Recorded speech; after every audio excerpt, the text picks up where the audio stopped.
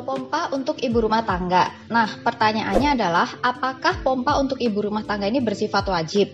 Apakah harus? Itu yang sering banget ditanyakan. Jadi, pompa untuk ibu rumah tangga itu sifatnya nggak wajib ya, Mam. Semua tergantung dari kebutuhan kita. Kita butuh, kita perlu atau enggak. Nah, seperti itu. Yang pertama, kalau kalian ibu rumah tangga dan kalian ingin melakukan jadwal pompa, kalian harus tahu dulu why. Kenapa kalian ingin memompa? Kenapa kalian ingin punya ASI lebih? Padahal kalian bisa langsung DBF. DBF itu adalah direct breastfeeding, nenenin langsung.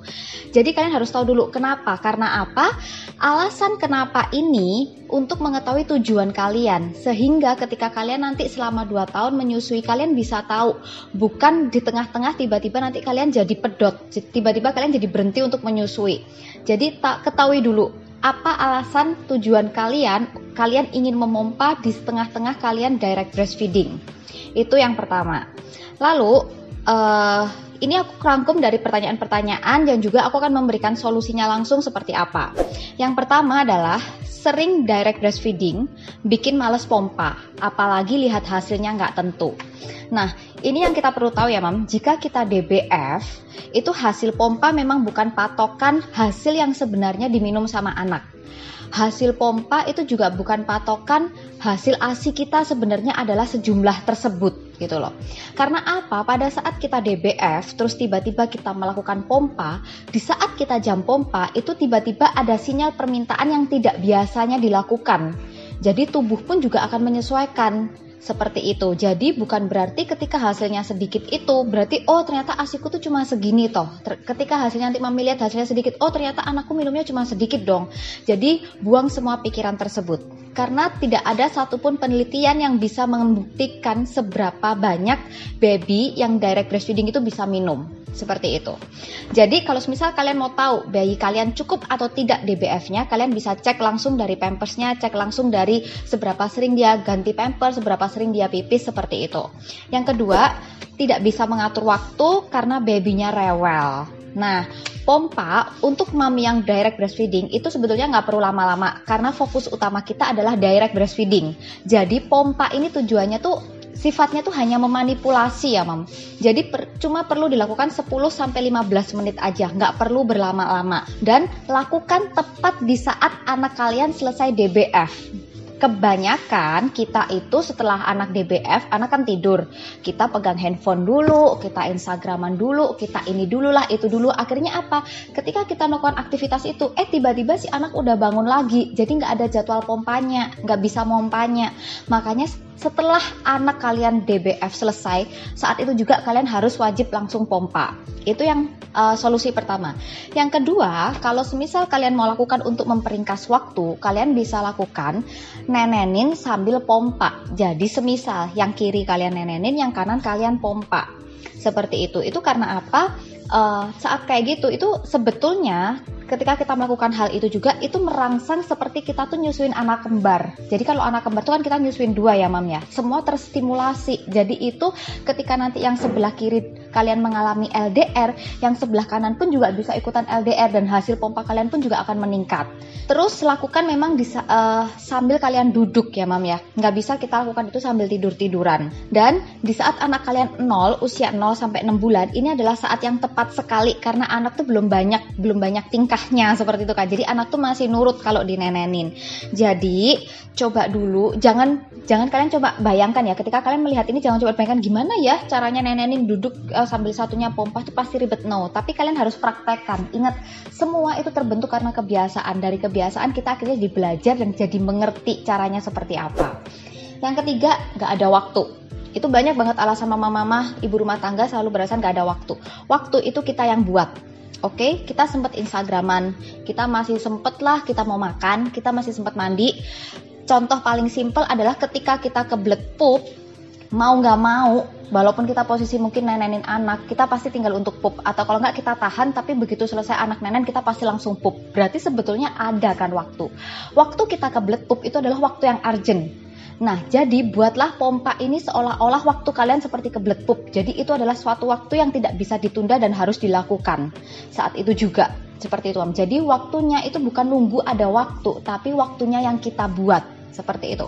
si kecil nemplok terus, si kecil tidak bisa lepas dari saya, si kecil maunya gendong saya terus. Nah, ini sama kayak Marvel. Dulu pun aku juga seperti itu karena Marvel itu kan juga pernah kena kolik. Aku pernah sharing ya, Marvel juga ada gangguan pencernaan.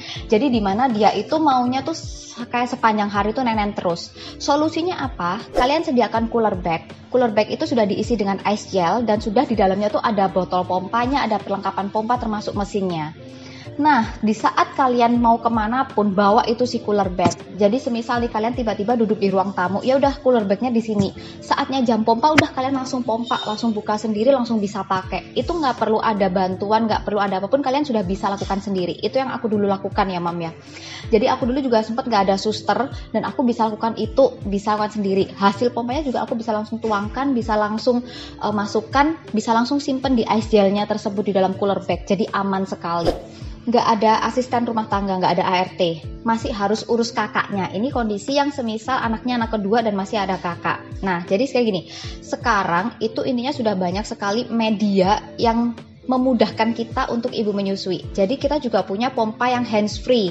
Itu kalian bisa pakai, harganya itu di bawah 500.000. Jadi bukan sekarang yang harga kayak dulu kan pompa awal keluar harganya sampai jutaan. Ini enggak, Mam, sudah ada harga yang ekonomis. Lalu yang kedua, kalian bisa lakukan single pump seperti yang tadi aku infokan. Jadi di saat kalian nenenin si kecil, di saat itu juga kalian bisa sambil pompa. Itu sangat-sangat meringkas waktu sekali. Lalu yang berikutnya juga di saat kalian menemani kakak aktivitas, kalian bisa sambil pompa. Karena apa? Pompanya itu cuma 10 menit, 10-15 menit lah maksimal. Itu kalian bisa lakukan dan itu cepat sekali, Mam. Kalian nggak kerasa. Kalian sambil ngajarin kakak belajar, sambil satu pegang, sambil ngajarin begini-begini, itu sudah bisa semua dilakukan. Intinya, kalau kalian itu masih punya waktu untuk kalian bisa WA-an, kalian masih bisa buka Instagram, kalian bahkan masih bisa kirim question ke aku, begini. Itu berarti intinya kalian tuh masih ada waktu. Di saat kalian bisa buka handphone, di saat kalian bisa melakukan aktivitas-aktivitas lainnya di luar segala pekerjaan rumah kalian, itu intinya kalian masih punya waktu. Yang jelas adalah pompa itu menjadi prioritas atau bukan. Di saat kalian menjadikan prioritas ini adalah suatu kewajiban, hal yang urgent, hal yang tidak bisa ditunda, maka akan selalu ada waktu untuk memompa. Nah, yang berikutnya adalah kondisi baby yang lagi growth spurt. Memang kalau baby lagi growth spurt itu kan dia mintanya nenen terus ya, Mam. Jadi bisa setengah jam sekali bahkan dia akan minta nenen. Baby mungkin lebih rewel, baby mungkin lebih kayak nggak bisa ditinggal terus minta digendong terus yang sampai gimana. Nah, kalau semisal baby kalian memang lagi growth spurt, kalian dahulukan baby kalian, dahulukan untuk DBF dulu gitu. Kalau semisal kalian mau, kalian bisa lakukan di sela-sela kalian pasang waktu, misalnya per 2 jam kalian pasang alarm. Jadi ketika alarm kalian bunyi dan di saat kalian misal lagi nenenin anak kalian, kalian bisa langsung single pump. Jadi misal yang kanan lagi nenenin, nanti yang kiri kalian bisa sambil pump saat itu juga. Dan lakukan nggak usah lama-lama, 10 menit itu sangat-sangat cukup sekali. Dan ketika baby kalian growth spurt, itu jangan pernah ada di pikiran kalian, kalau aku pompa nanti ASIku bakal habis dong. Ingat ya, Mam, prinsip ASI itu adalah supply sama dengan demand. Selama ada demand, maka akan selalu ada supply. Justru di saat baby kalian growth spurt, itu kan berarti permintaannya tuh sangat tinggi sekali. Nah, ketika permintaan sangat tinggi, maka supply-nya itu juga akan banyak mengikuti kebutuhan baby kalian. Apalagi kalau ditambah kalian itu bisa pompa, berarti permintaannya tuh double, seolah-olah kalian tuh lagi nenenin anak kembar yang lagi growth spurt. Makanya di saat itu juga ASI kalian tuh akan meningkat sangat pesat sekali. Jangan lupa di saat kalian baby growth spurt itu juga tetap cukupi kebutuhan cairan tubuh. Karena apa? Karena ketika ASI itu adalah bentuknya cairan ya, Mam ya. Kalau misal kalian kekurangan cairan tubuh, maka kalian juga ASInya tuh bisa jadi seret. Terus makan makanan yang bergizi juga. Jadi bukan berarti kalian harus makan banyak, tapi makan yang bergizi. Jadi bergizi itu lebih kayak gini. Misal nasinya nggak usah banyak nggak apa-apa, tapi lebih banyakin proteinnya, lebih banyakin seratnya seperti itu, Mam. Yang ketujuh adalah punya anak jarak dekat dan dua-duanya ASI. Apa yang harus aku lakukan, Mam? Nah, jadi gini, kalau misal kalian punya anak yang jaraknya dekat, jadi kayak tandem ya, Mam ya, itu kalian bisa lakukan cara pompa dengan nenen itu untuk mempersingkat waktu. Jadi semisal ketika kalau nenenin kakaknya, mungkin yang lebih besar itu lebih banyak gerak-gerak. Jadi akan sulit untuk kalian nenen sambil pompa. Tapi ketika kalian nenenin adiknya, itu kalian bisa sambil pompa. Jadi lakukan di saat kalian nenenin si adik, kalian pompa. Dan ingat, hasil pompa ini jangan diberikan ke adik. jangan juga tapi kalian simpen. Sifatnya adalah apa? Sifatnya ini untuk berjaga-jaga gitu loh. Jadi di saat semisal tiba-tiba kalian harus pergi, atau di saat kalian tiba-tiba tuh harus aktivitas lainnya yang mungkin tidak bisa nyusuin si kakak atau salah satu si adik, ini bisa digunakan untuk sewaktu-waktu seperti itu. Terus yang kedelapan, hasil pompa sedikit. Nah, kebanyakan dari kita adalah ketika hasil pompa kita sedikit, terus kita itu down, kita langsung jadi males, kita langsung menyimpulkan bahwa ASI kita itu nggak ada gitu loh. Terus buat apa aku pompa orang hasilnya nggak ada? Ingat, pompa untuk ibu yang direct breastfeeding itu sifatnya hanya sebagai manipulasi. Jadi fokus utamanya kalian kan DBF. Di saat kalian mompa di luar jam kalian nenenin anak, itu sifatnya itu tubuh kalian itu kayak tiba-tiba dapat permintaan secara tiba-tiba gitu. Jadi mungkin tubuh kayak belum siap, anggapannya gitu, karena dia nggak ngerti bener tak ini kalian tuh butuh seperti itu kan. Makanya kalian harus membiasakan supaya tubuh itu supaya tubuh tuh ngerti. Contohnya apa? Sama kayak kita lagi PDKT, ya kan. Kalau kita PDKT-nya jarang-jarang, ya orang yang di PDKT itu nggak akan ngerti kalau kita PDKT.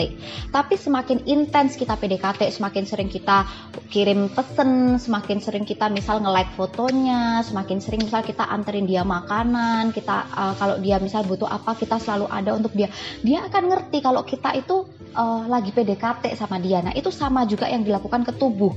Di saat ASI kalian nggak ada, misal kalian pompa ASInya sedikit. Jadi pompa itu bukan karena ASInya udah banyak, tapi dipompa supaya ASInya lebih banyak. Karena pada saat kalian pompa, kalian sedang memanipulasi tubuh kalian untuk menciptakan supply kayak gitu, Mam. Jadi kalau misal ASI kalian saat itu lagi sedikit, kalian pompa, jangan kecewa, jangan terus jadi down. Jadi teruskan aja gitu loh. Kalian perlu waktu pompa yang sama, di jam yang sama, lakukan selama disiplin 1 minggu, pasti hasilnya tuh nanti nampak sekali. Lalu yang berikutnya lagi, jam tidur si kecil itu nggak teratur, sehingga kalian nggak bisa punya jam pompa yang pasti. Nah, gini, pompa itu kan cuma 10-15 menit ya, Mam ya. Memang kalau masih kecil, apalagi di bawah 6 bulan, itu kita nggak bisa nentuin anak mau tidur, mau bangun kayak sesuai jadwalnya kita. Kadang memang sesuai kebutuhan mereka. Apalagi kalau kondisi growth spurt tadi yang seperti aku bilang kan bisa bangunnya tuh kadang bisa 1 jam sekali, kadang bisa setengah jam sekali udah bangun. Nah, jadi kalau misal kalian mau lakukan pompa, bisa di saat si kecil sudah tidur. Jadi kalian nenenin nih, si kecil tidur, langsung pompa saat itu juga. Atau kalian bisa lakukan pompa yang di sebelah kalian nenenin dan sebelah kalian pompa. Itu sangat-sangat memperingkas waktu dan bisa dilakukan kapanpun dan tidak ada gangguan si kecil rewel atau si kecil jam tidurnya nggak teratur, itu bisa dilakukan. Lalu yang ke-10, ini yang sangat-sangat penting untuk anak yang sudah empasi. Nah, jadi banyak sekali yang sharing ke aku saat anaknya udah mulai empasi, ASInya tiba-tiba merosot. Seperti itu kan ya, Mam ya. Mungkin ada juga yang mengalami ketika kalian melihat YouTube-nya ini. Jadi pompa itu harus kalian lakukan di saat anak kalian makan. Karena apa? Karena yang biasanya anak kalian tuh full nenen, sehari bisa 12 kali nenen, ketika makan mungkin cuma sehari jadi 8 kali, sehari mungkin jadi 6 kali. Karena sisa jam-jamnya itu sudah terpenuhi dari makanan. Dan dia sudah kenyang dari makanannya, makanya dia nggak akan nenen sebanyak biasanya. Jadi anggapannya gini, Mam, pada saat anak kalian sudah empasi, 30% itu terpenuhi dari makanan empasinya dia. Otomatis 30% kita dari suplainya juga akan berkurang dong, karena prinsip ASI kan supply sama dengan demand. Nah, makanya kita harus gantikan 30% yang terkurang ini, yang berkurang ini gimana? Ya kita dengan pompa. Jadi di saat anak kalian empasi, kalian wajib sambil pompa, seperti itu. Jadi di sini tuh kita jangan terlena ya, Mam ya. Kadang kebanyakan dari kita tuh karena kita merasa anakku udah empasi, udah nggak terlalu banyak, dia butuh nenen karena udah terpenuhi dari makanannya, akhirnya kita malah nggak pompa. Nah, jadinya ketika ASI kita drop, kita udah bingung, kita udah kelabakan seperti itu. Makanya ketika anak kalian mulai empasi, kalian harus pompa. Terus semisal sekarang anak kalian tuh udah empasi, kalian udah nggak pompa dan kalian merasa masih bisa nggak ya? Masih bisa. Intinya ingat, prinsip ASI itu cuma satu, supply sama dengan demand. Jadi kapanpun itu kalian tetap bisa untuk melakukan, mau menaikkan supply kalian. Lalu yang terakhir ini, jadi untuk mamah yang DBF, full DBF dan ibu rumah tangga, tetap dahulukan kebutuhan anak kita. Jadi jangan sampai kita maksain pompa, akhirnya jadi kebutuhan anak kita yang utama itu jadi tidak terpenuhin. Dan memang kalau semisal kalian ingin melakukan pompa ini untuk sifatnya berjaga-jaga untuk saving, jadi pada saat kalian habis pompa, ASI ini jangan dikasihkan ke anak. Karena apa? Kalau kalian pompa ASInya dikasihkan ke anak, biasanya di sini tuh akhirnya kan gini mam, kita sekarang nenenin sambil kita pompa. Nanti anak bangun lagi kita kasih hasil pompanya. Padahal di saat anak bangun harusnya kita nenenin lagi hasil pompa ini untuk berjaga-jaga. Jadi di sini pun di payudara kita pun demand-nya juga akan menurun gitu loh. Karena yang seharusnya anak nenen akhirnya mami kasih ASIP. Jadi kalau mami yang ibu rumah tangga dan kalian sifatnya full DBF, hasil pompa ASIP kalian itu sifatnya juga untuk berjaga-jaga aja.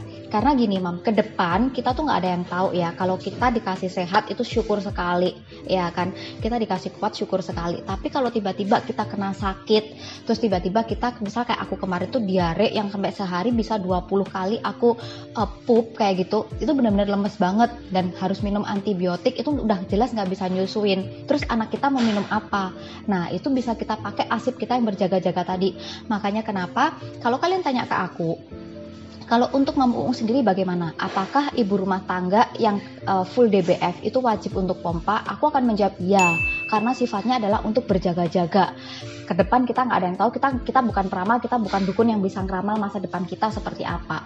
Karena fokus kita, tujuan kita utama adalah untuk kesehatan anak. Semua kita lakukan yang terbaik untuk anak kita. Jadi, kenapa tidak kita meluangkan sedikit waktu kita untuk mompa dan untuk menyimpan punya ASIP cadangan untuk berjaga-jaga kepada anak kita ini tadi, seperti itu. Nah, sekian pompa untuk ibu rumah tangga. Semoga ini bisa membantu. Kalau misal kalian masih ada pertanyaan, masih ada apa, kalian boleh komen di bawah. Aku harap untuk ibu rumah tangga tetap, biarpun kalian full di rumah tangga, kalian full DBF, tapi pompa sifatnya tetap bisa dilakukan. Nggak perlu mam sehari sampai 12 kali, sampai banyak-banyak kali nggak perlu. Kalian bisa lakukan 8 kali, itu sudah sangat-sangat bagus sekali. Step by step aja, bisa dari sehari 2 kali dulu, nanti tambah minggu depannya sehari 4 kali, tambah minggu depannya sehari 6 kali, sampai sehari 8 kali. Jadwalkan pompa sebisa mungkin di jam yang sama.